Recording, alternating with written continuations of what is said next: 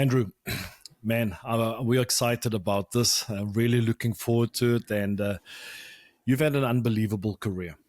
But I would like to start off with that test match against the ABs in the US, Chicago. I remember watching that game. That was unbelievable to experience and to see. And we were all rooting for the Irish, not because you guys were wearing green jerseys, but obviously for so many years, the ABs were dominating the rugby scene. If you can take us back to that game in terms of your guys' preparation, your mindset, and just some of the memories you've had from it. Yeah, so 9 years ago this November, and it was a very, very special day. And I always think with highs in a rugby career, you remember, that, the trophies or the successes, but it's often the memories and the people you share those memories with. So, a lot of good people, a lot of good memories and good times. That week was unbelievable. And it wasn't just about rugby that week. So it felt like there was something very different about the week. We were in Chicago, obviously. And the Cubs had just won the World Series. They won the World Series for the first time.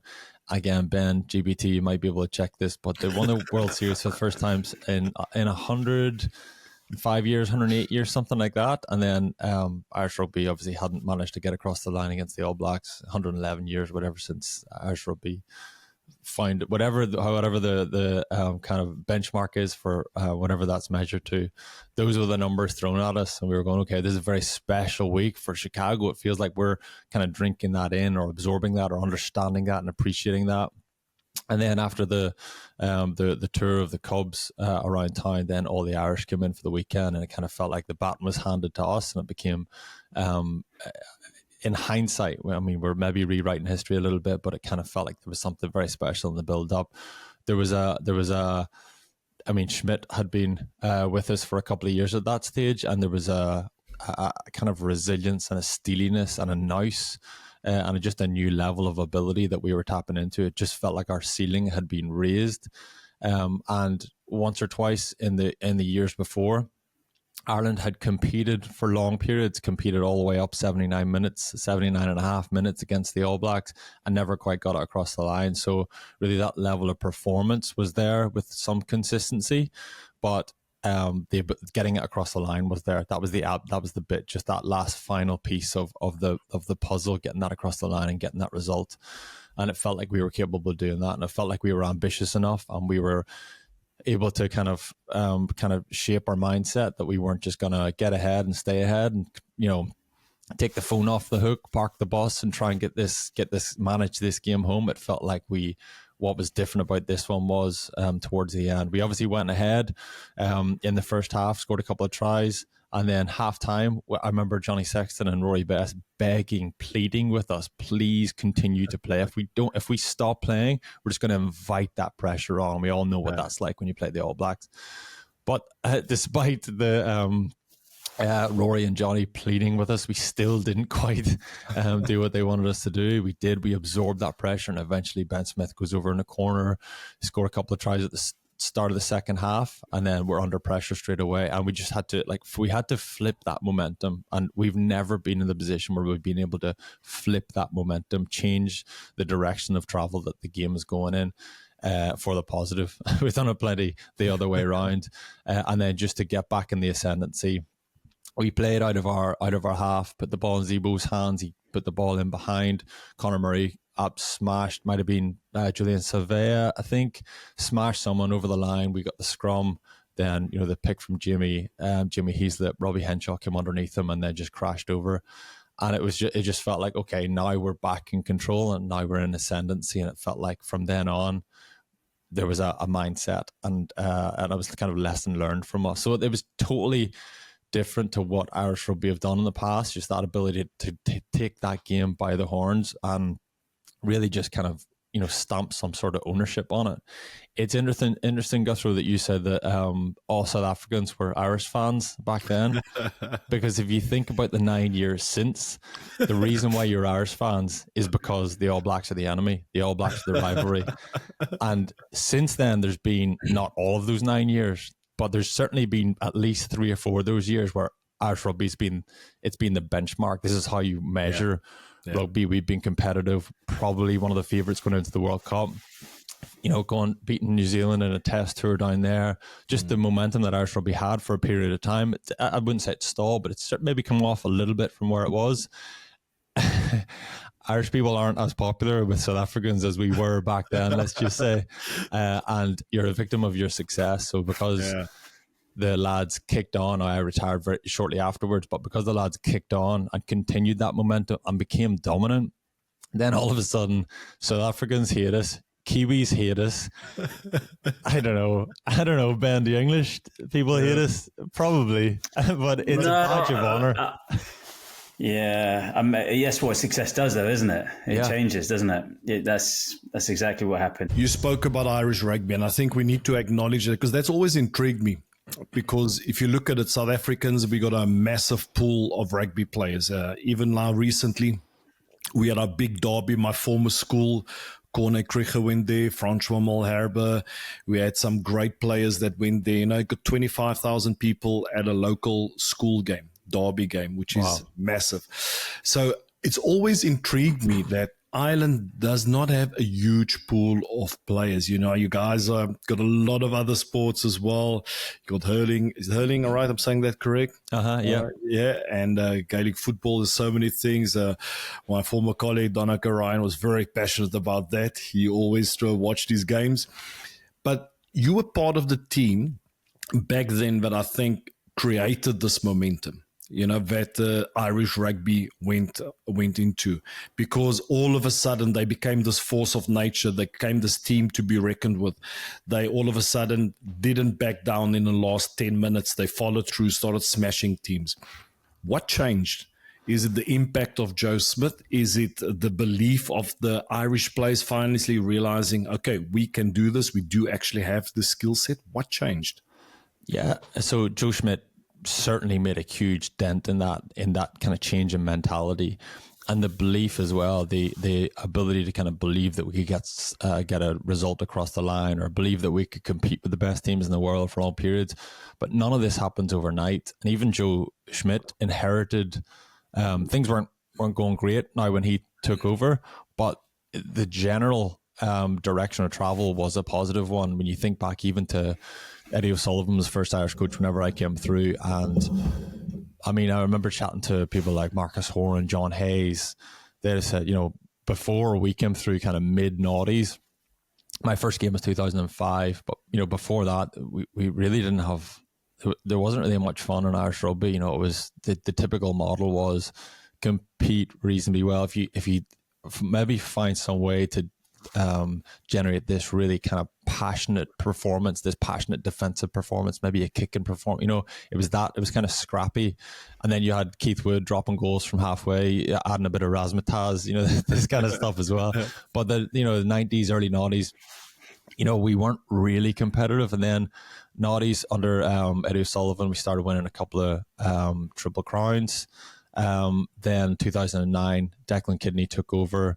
First Grand Slam in 50 years or something.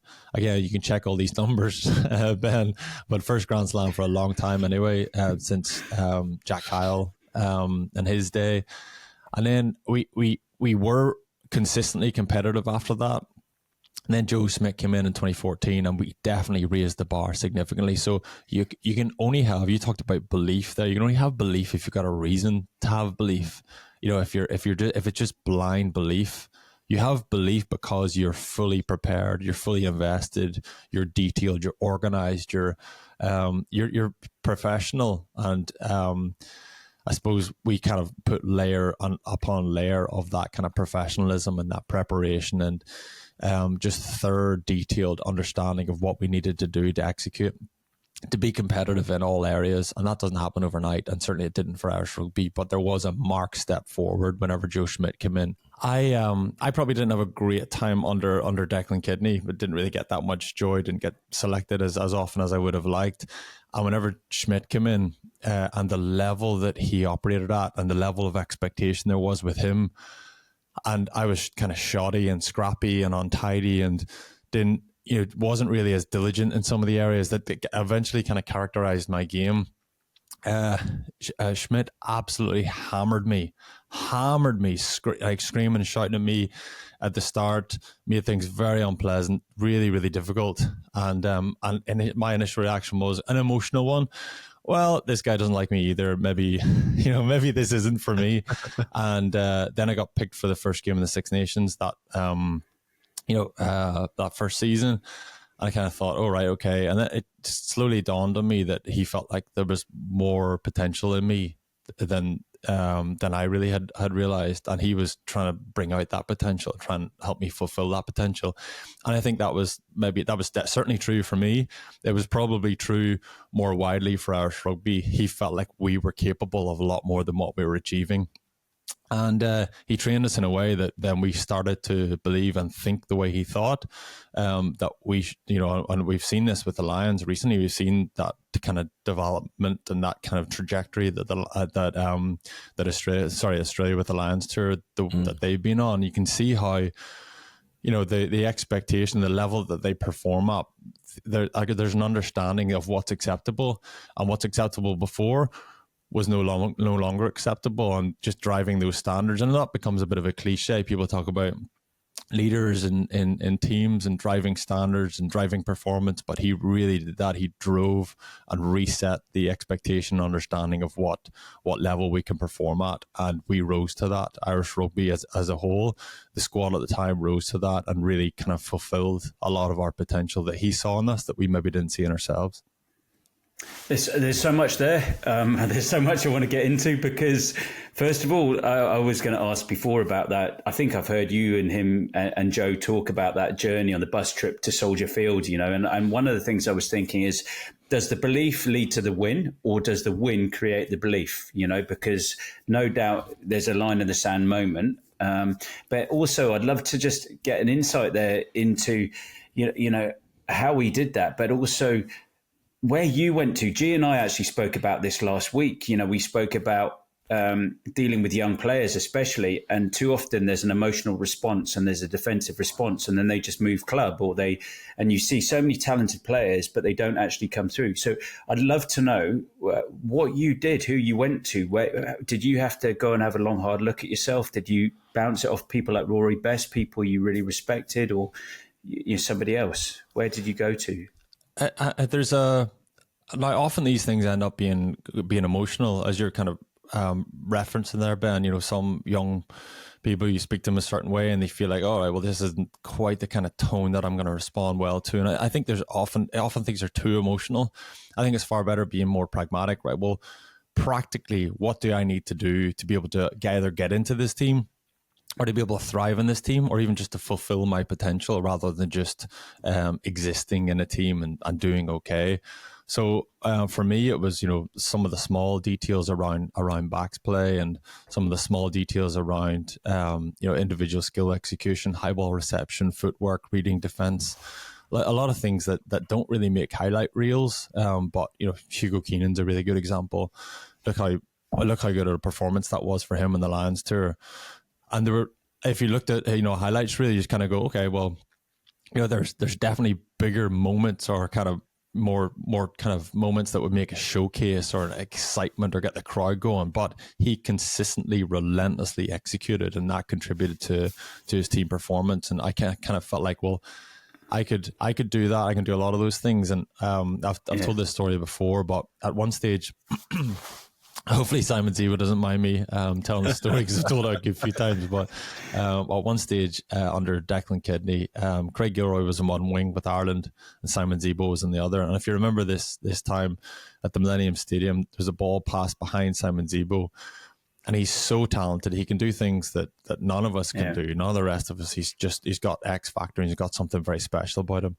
The ball went behind him. He just calmly took his time. He did a couple of keepy ups, just flicked the ball up with his heel and waited, and the ball just popped into his bread basket. And I watched it with a video analyst at Ireland, and I remember saying to him, is that what I have to do to be able to play for Ireland? Because if that's what I have to do, then I'm never going to play for Ireland ever again. And the understanding of the kind of what was kind of really impressed upon me was, well, that's fine for Zebo. He can do that. But there might be other areas where he doesn't contribute as meaningfully. And those other areas are those simple elements. Just those are areas where I know I can do that. I can do that really simply, contribute really simply in those areas, and just be really consistent and reliable. And it's not quite as sexy as what Simon Zebo does. And I've got fewer Instagram followers. You know what I mean? There's different types of players out there. There's Simon Zebos and Trimbles, and I always slag Zebo that he was too talented for Schmidt, you know. So it's like I was kind of the right level of talent where I could just kind of shape my game and what was expected or what needed to contribute to that team performance. But how did you in that moment? How did you build the confidence or rebuild confidence, or how did you go? I have enough. Like, where did you take that from, or where did that resilience come from? Was there a moment that you remember? Was there a No, it was that first Six Nations under Schmidt in 2014. I remember again, I was always very stressed. It's an intense environment training with Joe Schmidt. It's a very intense environment. It's demanding. It's exhausting. But for me, it was exactly what I needed. I do remember kind of feeling about 3 or 4 weeks into the Six Nations, full training camp, fallow week. So it wasn't like it was 3 or 4 games in. But once I got used to what he expected, I used to thrive. I used to love it. I used to be excited about new guys coming in going, you don't know what is coming your way here. But I know what's coming our way, and I can cope with it now. Because you just change. You just change. You become a product of the environment. The environment just like knocks the edges off you, makes you more robust, makes you more resilient, makes you listen effectively and then execute. And it just feels like you're more capable. I remember coming out of that environment. We won the championship in 2014. That was the first one that I won, that I was a part of. And I remember we were away, Ulster, we were away to Cardiff a couple of weeks later after the Six Nations. I actually remember thinking, this must be how Rian Pienaar feels all the time. I always just think he's a player who the game slows down. Yeah. So talented, so easy. He just makes decisions like... He's just a guy, I don't think he could ever explain it, but he just grows up. He's just grown up, just immersed in rugby. Obviously, his whole family, his school, everything has been about rugby. So he just sees things differently. I remember feeling really capable. Every time I got the ball, I just felt like it's not easy. I wouldn't say that, but I just felt different to how I've felt in the past. Didn't feel stressed, didn't feel nervous, just couldn't wait, just loved it, was into it, just felt like I was going to beat defenders, was going to make good decisions. And I just remember thinking for a minute, this must be how Rian Pienaar has felt his entire career. And I felt it for one game. Now, I finished the season reasonably strongly, I think. But then I got injured the opening game of the following season. So it kind of really interrupted all of that hard work and that place that I got myself into. Then it was a battle for fitness for the following World Cup, 12 months later. But for that moment, it just felt like the game has slowed down. I just feel so capable because it was just trained in a way that allowed me to cope with all that. So that you don't get the belief. You can't magic that belief. And I always think some sports psychology is a way of like tapping into, like convincing yourself you're better than you are, or behaving in a way that then eventually your body will catch up. It'll just follow that. But for me, you need to have a right to believe, and you only get a right to believe if you've trained it and you've executed it, and you've you need to have a rationale to believe. Otherwise, you're just brainwashing yourself. Yeah. Oh man, it's brilliant. I can definitely relate to the game slowing down. I remember in 2011 when I made my debut for Toulouse, coming back from the World Cup. Obviously, we got kicked out in the quarterfinals, still a tough one to deal with.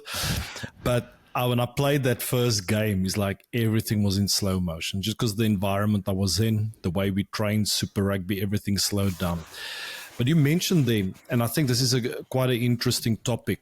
In the camp with Joe Schmidt, the pressure's on. Everything's intense. You're being shouted at, screamed. The standards are like elevated. And there's that pressure not only to perform in games, but in training camp as well. And I remember back in the day being an international player, when you would come into that Springbok camp, the competition's on. And when you'd be doing fitness, and I remember myself and Tandai Matuwarira, we were always in competition, and it was always about who runs in front. And there was this one year he was way ahead of me, and it was tough. And I'm like, if I don't pitch up now, if I'm not sure I'm running with him, I might fall behind and lose some credibility. So I think my big question is, how did you deal with that pressure? Because we all have these moments in training camp where maybe you're not up to par, or maybe you had a poor day at training, and the coaches are looking at everything. They're watching. They're starting to formulate their choices and starting to get their teams ready in their minds. So how did you deal with that? With dealing with that pressure in camp?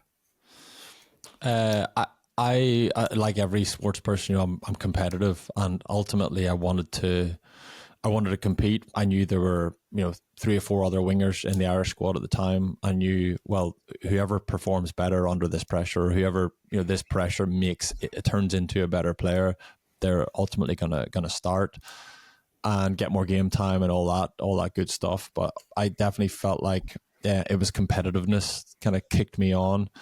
Even stuff like a walkthrough, even stuff like understanding where you're supposed to be, even stuff like video analysis, just making sure you understood the opposition attack plays, you could defend. You knew all the calls early in the week. So once you get all that work done early in the week, then it just felt like, okay, well, now you can kind of relax and be yourself a little bit more. It's like going into any occasion, any speaking engagement, any performance, any presentation, anything at all, and people will interpret this in their context. But once the work is done and it's all locked in, then you can just be confident, you can be yourself, you can be relaxed, you can let your you can express yourself and let your personality come out a little bit more, rather than just being tense, trying to remember stuff, trying to be on top of detail that's required from you. So for me, it was competitiveness. I wanted to be on top. I wanted to compete with guys. I desperately wanted more game time for Ireland. I wanted to fulfill my potential, and I felt like it was just competing with other wingers put me in that position to do that.